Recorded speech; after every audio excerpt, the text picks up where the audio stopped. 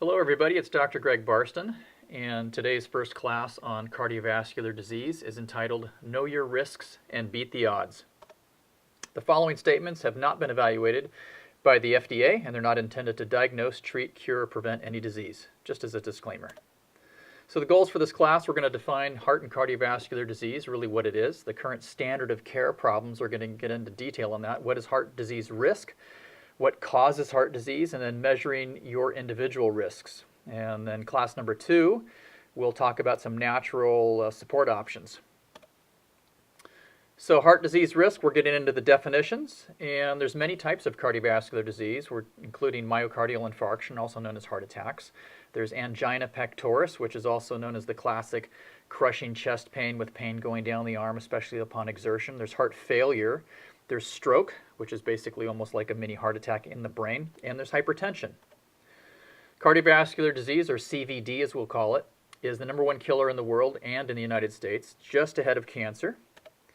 And the lifetime risk for cardiovascular disease is 2 in every 3 for men and 1 in 2 for women. And this is from the ongoing Framingham Heart Study. Now, some of these statistics are a bit older. Some of them are 5 to 10 years old, but the statistics are still relatively the same, which is why I chose to keep these in here and not update them.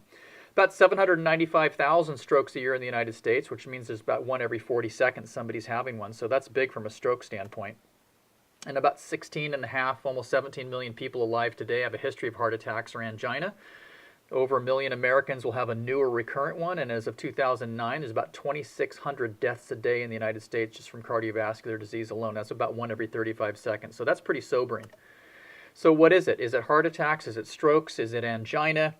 And you guys can go back and always review these cartoons in here if you'd like to, or some more details, so feel free to go back and review as much as you'd like. But the basic concept here is heart attacks and strokes. We'll talk about this first of all. Blood carrying the oxygen, which is vital for all the functions in the body, and without it, the cells begin to die irreversibly within a few minutes. And the complications of heart disease, heart attacks, strokes, angina, basically are based on that same basic concept, is that there's lack of oxygen to the target tissue. Oftentimes happens from a plaque buildup or atherosclerosis. So there's a few different forms. One of them is the heart attack, where there's plaque builds up in the diameter of the arteries. It's feeding blood to the heart. And a rupture of one of those plaques is basically what blocks the blood flow to the portion of the muscle, and it dies. A stroke is very similar, except the blockage occurs inside the brain. There's also congestive heart failure, which is a progressive weakening of the heart where the motor's not able to pump efficiently. Angina we talked about. There's also heart valve problems, which is there's either congenital, which means from birth, or an acquired defect, oftentimes from a toxin or a chemical or a virus. The list of those potential causes is still unknown, but it's growing. Electrical signaling problems. Here's where we get into arrhythmias and palpitations and so forth. But for this class, we're really going to be focusing on heart attacks and the specific risk factors as it relates to strokes, and also atherosclerosis, which is the building up of plaque, and angina. So the standard of care, which we're going to be really focusing on and kind of picking a bone with here, is really concerned with cholesterol. And the standard of care, the primary goal is to have cholesterol below 200 milligrams per deciliter, and that's based on blood. Even there's some pending legislation, at least at the time of this presentation, this is near the end of 2014, where they're going to try to, the powers that be, that is, bring the cholesterol levels down below 180. Very difficult to do that on a lot of folks in there without a medication involved in here. So you have to wonder where the motivation of that is coming from, because it's certainly not based on science. Lots of good cholesterol, which is, you want that in the 45 to 50 range or higher, and low bad cholesterol, also known as the LDL. We want that below 100. It used to be below 130, but some labs have it below 100 now. And the primary strategy is we're using diet, exercise, and basically statin-based drugs. And our question that we're posing is this simplistic approach sufficient? We'll talk about that. And first of all, let's lead off with a pretty bold quote here through the National Heart, Blood, and Lung Institute. Basically, 50% or half of all heart attack victims had normal cholesterol. So that really begs the question, how well does cholesterol assess cardiovascular risk? I mean, ultimately, most people are always thinking of the fact of, well, we need to lower cholesterol, but most studies show that lowering cholesterol has proven benefits. Okay. But other studies show that overall mortality, meaning death, changes very little with cholesterol-lowering medicines. However, There's several other important factors we need to talk about, such as systemic inflammation, free radical damage to fats, also known as lipid peroxides, sticky blood, chronic low-level infection, and the quality of fats that we consume. There's some references down at the bottom. So let's talk about statin drug therapy to kick it off here. These are classified as what's called an HMG-CoA reductase inhibitor. Fancy name, but it basically reduces the production of cholesterol, which occurs in the liver. It blocks an enzyme, though, also involved with energy production. And here's some examples of some of these statin-based drugs. Anytime you see something with the word statin in it, they work on very similar mechanisms, and there's a lot of different specific drugs that will do that based on their patents, but they all do variations of the same thing. Now, there's heart disease risk we want to talk about. Now, there's something called a relative versus absolute risk, and this is very misleading when it comes to statins. When you hear about studies or doctors that talk about, well, statins will reduce your risk, we really have to get into the statistics here. And there's something in statistical analysis called NNT. It means the numbers needed to treat. Number needed to treat. How many people needed to be treated in order for just one to benefit? And you always want to ask a prescribing doctor this. How many people were treated in the study that you're referring to in order for one person to benefit, or called the NNT? A classic example is the landmark Jupiter study, and this was for primary prevention in men over 50 and women over 60 with LDL. This is the bad level of cholesterol, less than 130, but a CRP, which we'll talk to.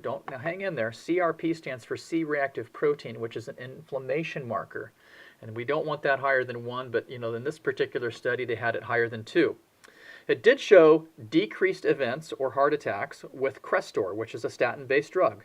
But, and this is what the media did not pick up on, the numbers needed to treat was 240. So what that means to you and I is that with the drug companies, when they were designing this and they got the information back from the study, 239 people had to be treated in order for just one to benefit. However, the media, in their usual spin doctor way of things, concluded that statins were effective. And the new evidence showed lowering CRP. This is an interesting thing. New evidence is really saying this. Even if you just lower the CRP without touching the bad cholesterol, you'll still have lower amounts of cardiovascular events. So an interesting question here is, why not measure everyone at risk for this CRP molecule if that was really one of the big things that was studied here that found was fairly important?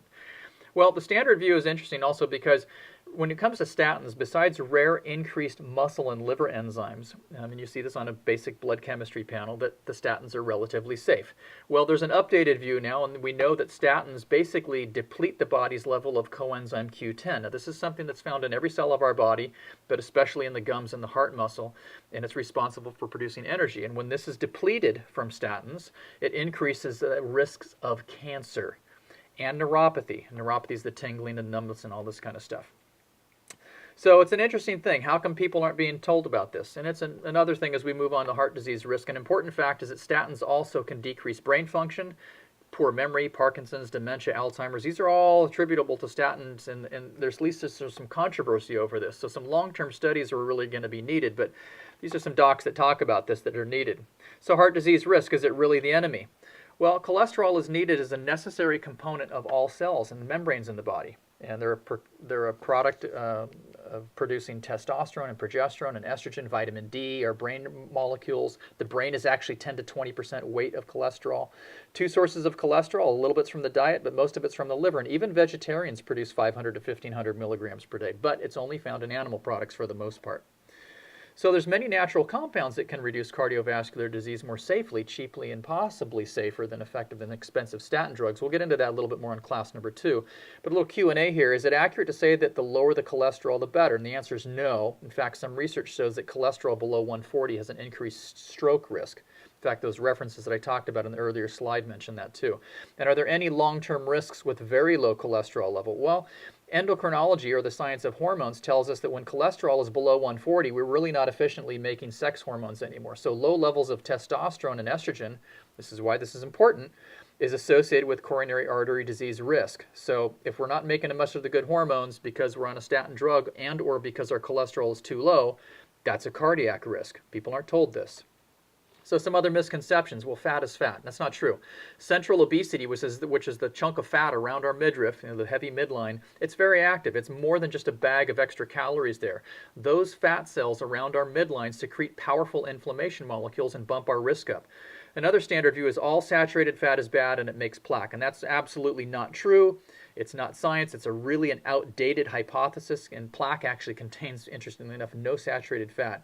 Really good book on the subject is by Gary Taubes called Good Calories and Bad Calories.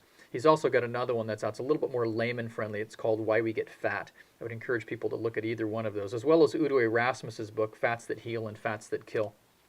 Some other misconceptions, well, my stuff is genetic and I can't change it.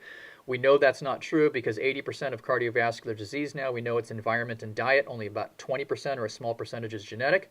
You can measure the cardiovascular risk easily by using an expanded lipid profile testing of LPA. And if Lp(a) is elevated, this is a marker now to find out if you have genes or not. A lot of people say, oh, I've tried exercise, I tried lowering my fat. It doesn't do anything. It must be genetic because my mom or my brother or my sister or my grandma or whatever had it. You'll know that by testing LPA. Now, there's other genetic markers too, but this is the most widely known, which is what we're focusing on here in this particular presentation. So it doesn't really have anything to do with your height, your weight, or anything else. It's in the genes. So LPA, it's a small plaque-forming dense LDL particle. It's one of those bad guy cholesterols, and it's not routinely checked. If it's high risk, it is a genetic marker. And guess what? Statin drugs don't help it.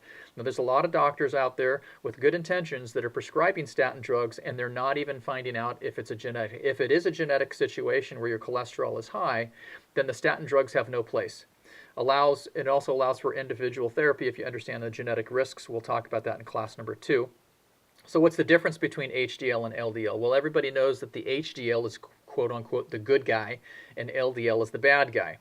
It stands for LDL, which is the bad, stands for low-density lipoproteins. They deposit cholesterol in our pipes, and HDL, or the good stuff, is the high density, and they bring the cholesterol to the liver so the body can remove it. And there's other subcategories of both of these lipoproteins, basically a fat hooked up with a protein. It's a carrier molecule, and new testing methods to determine risks for cardiovascular disease, and that's really a lot of what this class is about.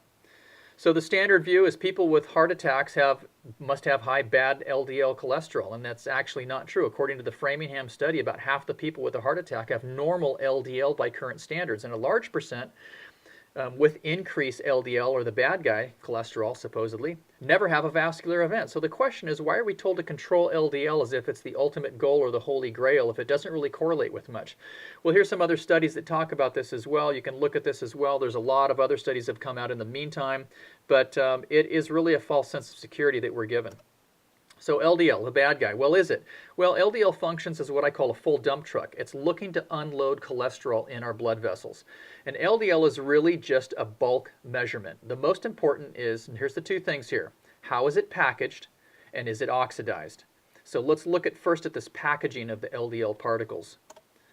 So their LDL is basically two types of LDL particles. There's large, light LDL particles. I call them soccer balls. And then there's small, dense LDL particles, and I call those marbles. Those are really the bad ones. So why? Well, the small, dense LDL particles, which you need to get expanded lipid profile testing to find this. A standard cholesterol panel will not test this, so you have to ask your doctor. Small, dense LDL particles easily pass through blood vessels that are damaged. It's called endothelium. That's where the plaque starts. We use the soccer net analogy. Can a soccer ball pass through the net? No, but marbles can. So they can get through there and start squirming around and start forming this atherosclerotic plaque. Here's an interesting fact that we'll touch on later. Insulin resistance, which has a lot to do with blood sugar problems, drives our particle size of these bad cholesterols down, and it increases their density. The perfect storm for starting cholesterol problems in terms of plaque. So the standard view is plaque is caused by excessive LDL, and the updated view we now know is plaque is found at the scene of the crime, but is not necessarily the culprit. So are there other risk factors? Well, yeah. The packaging of the LDL means its particle size and density is a better cardiac risk measurement than the numbers. So the worst plaque forming, I should say, LDL particles are LDL type 3 and LDL type 4. Now there's a variety of labs that won't name these necessarily LDL type 3 or 4. They might name them smaller LDL types or dense LDL types, but they're all pretty much the similar situation here where they're the bad guys. These types of LDL are the smallest and the most dense. This is going to be high risk. And note, this is big. Statins don't lower these or change the particle number. They only reduce the more fluffy types, the large soccer ball types of LDLs. That's the type 1 and 2. And those are the least problematic. So very interesting. So does it pose as a problem? Well, it really doesn't pose as a problem unless it's oxidized. And that oxidized cholesterol means that the cholesterol is sticky. If you have a lot of small, dense LDLs, which are the bad guys to start off with, and they're oxidized, they form free radicals. And this is the lipid peroxides. There's my little dramatic illustration of an atomic bomb thing in there, but that's kind of what they'll do in our arteries, and they start forming plaques. So HDL, is it the only good guy? Well, HDL is kind of an empty dump truck, and it's looking to take fats away. Just as LDL has different types, so does the HDL. Again, you need expanded profile lipid panel tests to pick this stuff up. And as an example, one of them is called HDL type 2B. It's one of the most protective of all the HDL types. So you can't just lump all your HDLs together and say, oh, well, my HDL is good, so I guess I'm okay. A lot of people with elevated HDL have very little of the protective portion of that. So again, it's a false sense of security. You need to find out.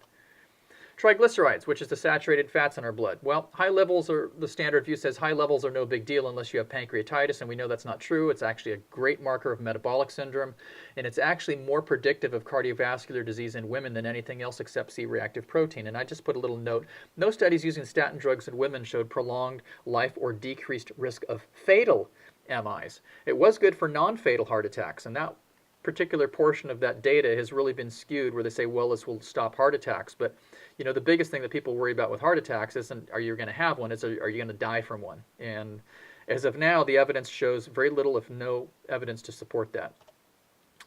So let's look at some other risk factors in through here, and this comes from the National Cholesterol Education Program. These are the new lipoprotein risk factors. There's another little particle, hang in there though, called RLPs. It stands for remnant lipoprotein. Remnants because they're kind of small. They're about high in 20% of the population, and these are very, very atherogenic. They form plaques at just a drop of a hat.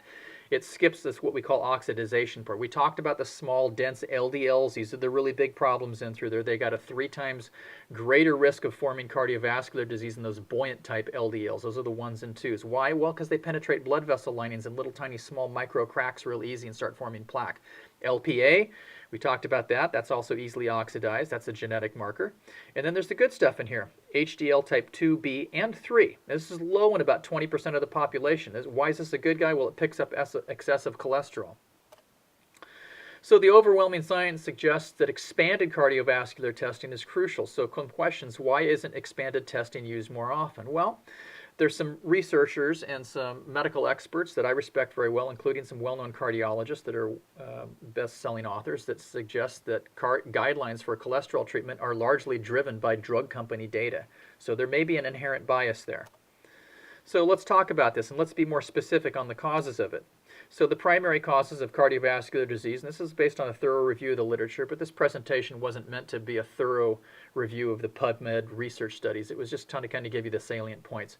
We had to talk about blood vessel tone and flow problems. This has a lot to do with nitric oxide, the little miracle molecule that we're all supposed to make a lot of. Insulin resistance, which is blood sugar problems, oftentimes coming from wrong carbohydrates they were eating or too much sugars. Oxidized fats, trans fats, just wrong fats I call them. External and internal toxins, free radicals, infection, inflammation, which is kind of common with all of these factors, a sedentary lifestyle, stress, smoking, and genetics. So let's talk about nitric oxide for getting into the nitty-gritty here. And it's a compound basically made in the body, and it acts on a variety of tissues. And it's a chemical messenger, actually for immune functions and neurological functions as well. But predominantly what we're focused on here is blood vessel tone. It relaxes blood vessels. It opens them up. It can decrease blood pressure. It can escort more blood and oxygen to well-needed and tissues that are in dire need. Some drugs do work on nitric oxide-related mechanisms to relax this stuff. It's called endothelial relaxation, but in targeted areas, for example, Cialis and Viagra. In excess, though, it can be toxic. It's like a lot of things in life. It's a good news, bad news. You want to have a balance. But a deficiency can contribute to vascular constriction, which is what plaque does as well. We'll get into a little bit more details on that in class 2. So some other stuff, we're going to talk about syndrome X, or what's now referred to later as metabolic syndrome, originally described by Gerald Raven, who's an endocrinologist at Stanford University. And he discovered that the overconsumption of poor metabolism of refined carbohydrates basically contributes greatly to many disease processes, including cardiovascular disease. Now, I'm oversimplifying this, but this is something that should be on the lips of every single physician on the planet, is metabolic syndrome, or at least looking for this with people at risk. Why is this important? Well, let's talk about hundreds and hundreds of sodas with high fructose corn syrups available today. This is a big problem. Why? Well, it causes a spike in insulin, which is that blood sugar regulating hormone, and ultimately results in insulin resistance. Now, normally insulin grabs sugar and chaperones it into the cell. When we build up insulin resistance, the receptors become blocked. The glucose molecules can't attach to the receptor and be brought into the cell, like that graphic on the right will show here. And so what happens is the sugar stays elevated in the blood, the body forms more triglycerides. It also drives the particle size down of some of those bad cholesterol molecules we talked about. So yeah, believe it or not, sugar, high fructose corn syrup, all this insulin resistant stuff we're going to be mentioning is a direct cause with cardiovascular disease, or a direct risk. So is this you? Insulin resistant. It can lead to fatigue and constant hunger, sugar cravings, sleepiness right after meals is a constant and a chronic and a common symptom that we see a lot of times. It can also drive hormone imbalances. And women, they get what's called polycystic ovarian syndrome sometimes. And it can also lead to estrogen dominance in men, as well as low thyroid problems in both men and women. The big thing is it creates increased fat storage and upper abdominal obesity. And this is what drives the problem. So here's a classic little graphic here that metabolic syndrome leads to hypertension, obesity, high blood sugar, high triglycerides. It drives those particles of the bad guys, those LDL particles, down. It makes them smaller and it makes them more denser, so they're worse risks. And it also lowers our good guys, our HDLs. So the hormone issues, I touched on it briefly, but in the normal guy, testosterone is cardioprotective to a degree. But that's our dominant hormone. In women, estrogen is the dominant one. But in metabolic syndrome, what happens in a male is it drives testosterone down and estrogen up. And that is one of the contributing factors of what we call andropause. This is a cardiac risk. Now in women, normally estrogen is very cardioprotective, and testosterone, if it's elevated, is a cardiac risk. And this is what happens in metabolic syndrome, and also to a degree in menopause, where estrogen drops and testosterone can go up. These are not good. So we want to try to keep the sugars and the fats, or rather the sugars and the carbs and the high glycemic foods that we'll talk about, down, because it can mess up the hormones, and the hormones can also mess up and contribute to cardiovascular stuff. So an excessive intake of refined starches greatly contribute to the whole process, not to mention just diabetes, which is a huge cardiovascular risk. And here we're talking about refined starches like bread, pasta, chips, fries, breakfast cereals, cookies, cakes, muffins, croissants, bagels. Crazy. It's the stuff that most everybody eats all the time now. So here's some low glycemic foods, and basically I like low glycemic or GI foods. This is based on the ability of the food to raise its blood sugar after consumption, and we're looking for lower numbers ideally. So you'll see the chickpeas at 39, lentils at 42, and beans and peas and things like that lower. When you get into things like white rice, white bread, potatoes, things like that, the numbers start getting high. So we generally want to try to eat from a lower glycemic list, and there are many lists that can be found easily online. Let's talk about some omega-3 fats as a contributor. Well, the standard view shows a meta-analysis, which is a review of a number of studies out there on cardiovascular stuff, shows that the best death rate reductions are from statin drug use. Well, that's not true. We know that fish oil reduces cardiovascular mortality better than statins, even when there's no change in the LDL. Possible reasons? Well, fish oil is anti-inflammatory. It lowers triglycerides. It keeps the platelets less sticky, and it lowers what we call our other adhesion or sticky molecules. And here's a question: shouldn't everyone at risk take fish oil? Well, that's a good debate. And shouldn't you know if enough omega-3 fats are in your cell membranes? One of our favorites is to do an omega-3 index test, and you can go to omegaquant.com. It's one of the most highly known peer-reviewed labs for testing omega-3s in the blood. Some people think they're eating enough, and they really don't. Some people don't think they eat enough, and they're probably doing too much. I would say that's less common, but Blood and RBC, or red blood cell omega-3 fats, are considered by experts to be a significant tool in estimating cardiac risk, and the omega-3 index can be used to both analyze and monitor red blood cell omega-3 levels accurately. And a target range is usually around 6.5% or higher. Well, that's a big problem because most standard Americans have 4% or less in their red blood cells, and if it's below 4%, you might want to consider some of these basic dosages and stuff in through there. And there's even been some expert opinion and some consensus saying that if you can get your level and your omega-3 index up 6.5%, even 8%, you can lower your risks of sudden cardiac death by up to 90%. And there's no drug that can do that. So this is an interesting concept in through here. Here's the omega-3 index risk reduction that I just mentioned. Now watch for careful of fish. We do know that there's omega-3s in fish, but these days, our world is becoming a more polluted place. Some of these tables can be found at the National Resource Defense Council.org, and some of these fish, though, are very high in toxics. And these fish, the larger predator fish specifically, will bioaccumulate mercury and PCBs and other pollutants and stuff. So you want to try to eat the foods that are less toxic and the ones that are lower in mercury in through there. So I would say that wild salmon is a good one as well. So as one of my mentors, Dr. Robert Marshall, used to say, if you want the convenience of eating make-believe food, you're going to eventually get make-believe health. And so these foods are convenient, they taste good, they may be cheap, but they don't do our cells any good, which is ultimately all that cares. And this is no more true than in cardiovascular disease. So, to maximize good fat metabolism, let's say you're getting some better fish in or some other fats that we'll talk about more in class number 2. But there are good fat roadblocks, and these are including caffeine and alcohol, excessive sugar, insulin, trans fats. Basically, we want to have more good fat helpers that assist the metabolism of the good fat, making these good tissue hormones that we're trying to get. So magnesium, a little zinc, B6, vitamin C, these are all helpful things. So the gut-liver connection and inflammation. This is a big issue. Most people don't think about our digestion and our gut relating at all to inflammation. And inflammation is one of the primary drivers of cardiovascular disease wherever it comes from. So runaway inflammation or systemic inflammation can be due to a toxic bowel or liver. And we're not talking toxic bowel like this is a medical emergency. We're talking about sluggishness. Just most people are walking around what we call them the walking wounded. They're not bad enough to be formally diagnosed with a disease or condition, but yet they don't quite feel their best. This is where conventional medicine, as great as it screens predominantly for pathology. We're looking at functional weaknesses. Do you have chronic low-level digestive weaknesses? Do you have chronic low-level infection? Way too much non-steroidal anti-inflammatory abuses? Do you have an imbalance in your gut microflora from excessive uses of antibiotics? Is there food allergies or food intolerances? This is why this is a big deal, is over 70% of the immune system is actually in the gut. It's called gut-associated lymphoid tissue. So it's no wonder why so many people have this chronic low-level smoldering inflammation that they don't really realize where it's coming from. Gallbladder is a classic example. Over 700,000 of these removed every year in the United States. Why? Well, bad fats, bad eating, obesity, chronic infection, things like that. And you'll know that because it can lead to things like constipation, bloating, burping, abdominal pain. Right shoulder pain is a classic referral for that. Gas, things like that. So in our Learning Center, we've got some really good articles on this. You should check that out at our website there.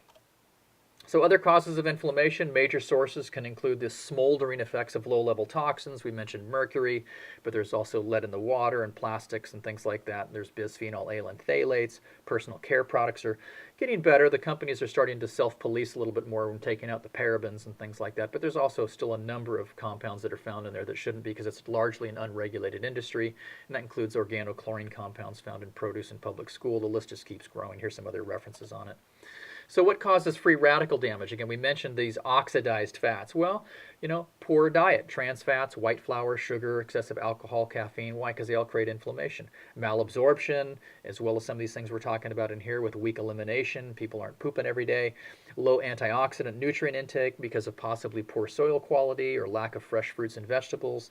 Metabolic toxins, like some of these things we mentioned. And again, I talk about infection. This is something that really is starting to get a little bit more up above the radar.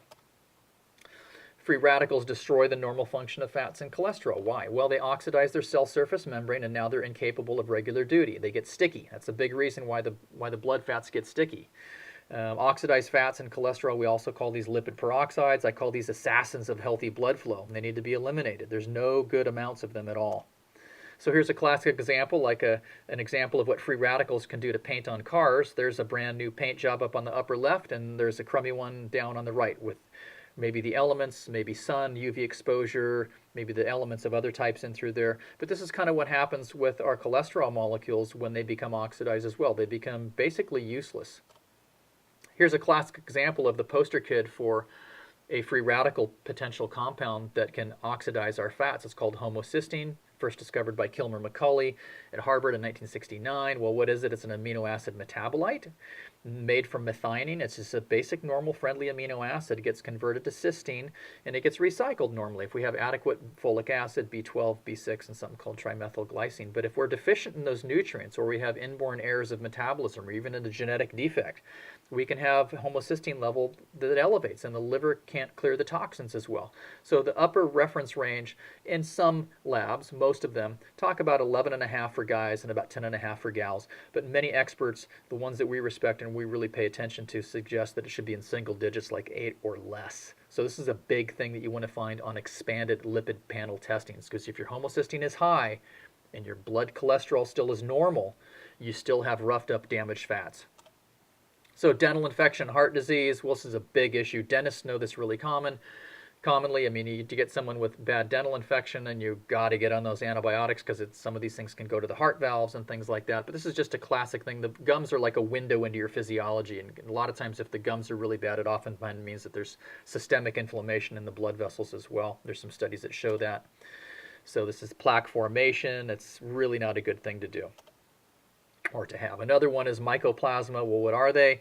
It's kind of a species of bacterium, one of the smallest free-living organisms on the planet, and they share characteristics of bacteria and fungus, but unlike regular bacteria, mycoplasmas don't have a cell wall, so they're hard for the immune system to attack, and that's why we call them stealth pathogens. A classic example is Mycoplasma pneumonia, which has also been implicated in some cases of causing systemic inflammation and arterial plaque formation. There's a couple of references that support that.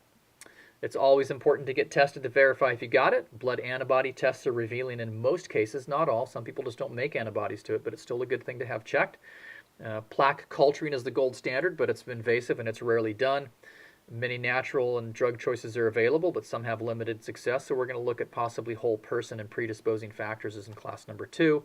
Another cause is fibrinogen. This is also called the pipe clogger or the arterial clogger. It's a necessary protein made in your liver. It's a precursor for fibrin, which helps with clot formation. Here's the normal reference range. Ideally is around 200 to 300 though, and if it's excessive, it's a threat to normal blood flow. Why? Well, it's also a marker of inflammation and infection, but it definitely will hamper blood flow. It compromises the viscosity, makes the blood thicker. Imagine trying to suck molasses through a straw as opposed to water. You want your blood to flow really smoothly, very easily. Typical treatments involve things are centered around reducing inflammation and possibly infection. Don't take anything to reduce this, though, if you are on any blood thinning medications. And this is an scanning electron microscope of what fibrin looks like when it's in excessive amounts around the red blood cells. And so if there is infection, that creates inflammation. The inflammation drives fibrinogen, and then we get sticky and congested blood. Normally our body clears that out, but if we have excessive amounts, you want to do something about it. And so there's two big questions. How do we get plaque in our arteries, and are there easy ways to measure my risk? Well, here's just a basic foray. I'm going to go through this really quickly. You guys can always go through this and stuff, but it starts off, here's the inside part of the lumen of the arteries, and we have a monocyte, which is a type of a white blood cell. And then there's our LDL molecules, those quote-unquote bad guy fats. And they're not all bad, though, as we know. The type 3s and 4s, or those small dense ones, are the worst. And you can see the different color sizes in through there. So the macrophage comes in, it mingles around with the dense type LDLs, then they get oxidized. That's where they form the red stuff there. Those get converted into something what's called a foam cell now. Foam cell engulfs all of these things in through. You notice how there's more of the small red dots in through there. That's the dense LDL particles. And then they form, that's what starts building the plaque formation. Now there's these remnant lipoproteins coming in the back door as well, and they come in and they can kind of contribute to the problem as well directly. So that's when we can oftentimes get like a rupture in the plaque formation, especially if we have some markers that will show that. So the National Cholesterol Education Program, the guidelines for cardiovascular disease, is 50% of at-risk individuals are not identified. Now this is something that's important, and this is something what all doctors need to pay attention to. This is why expanded lipid panel testing is absolutely critical if you're going to try to stem off or find if you're at risk of the biggest killer in the globe right now. 50% of heart attacks have normal cholesterol.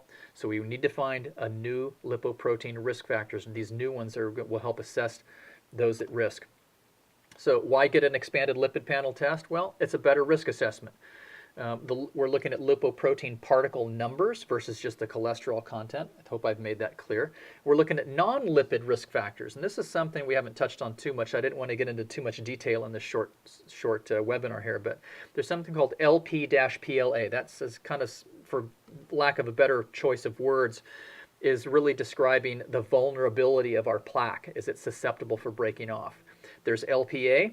That's that genetic marker. There's C-reactive protein, or CRP, the one that the Jupiter study used. That's a really big indicator marker of inflammation in the body. Insulin, we talked about that not being good when there's that metabolic syndrome or these problems with blood sugar. Homocysteine, a marker of free radical damage for our fats, and there's some others as well. So we need to you can go back and kind of check some of these. Some other risk factors are, fasting blood sugar at 95 or higher.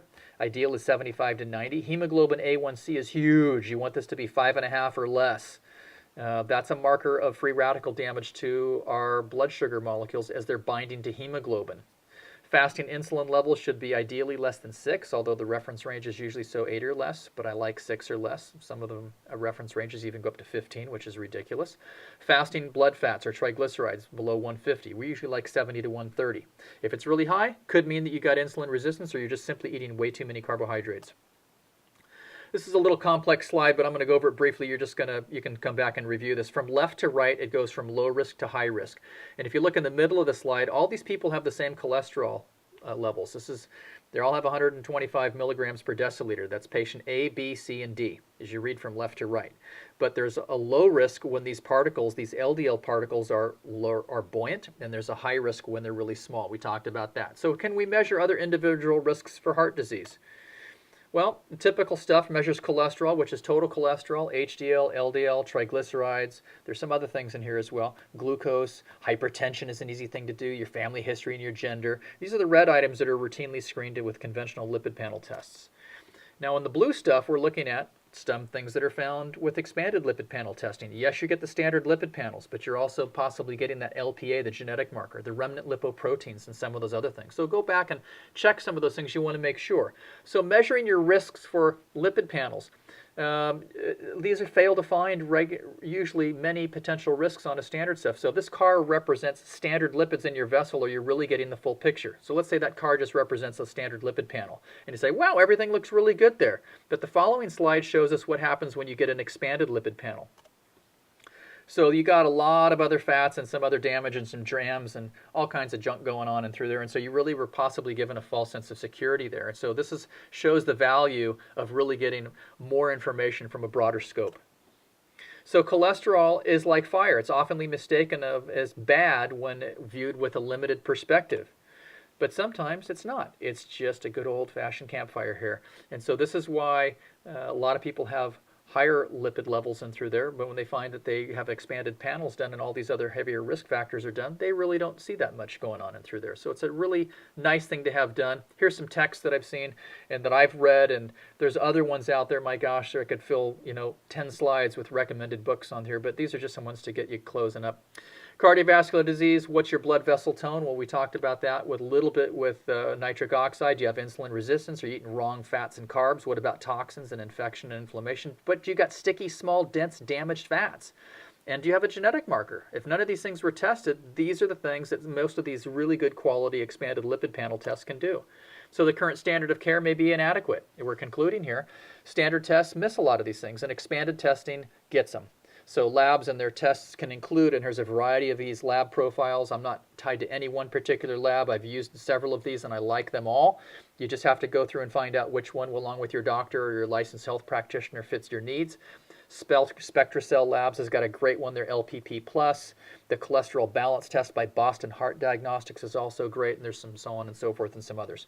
So a question is, if this is so great, how come my doctor ain't doing it? And the answer is, well, it exceeds the standard of care, which basically means that it's what the rest of the herd is doing. And Peggy Watson is a really well-known medical doc, said that, a quote from her, strong economic forces led to the abandonment of true science, and doctors routinely prescribe meds due to apparent expert consensus, which is often self-appointed and largely in the pockets of the drug companies. Wow.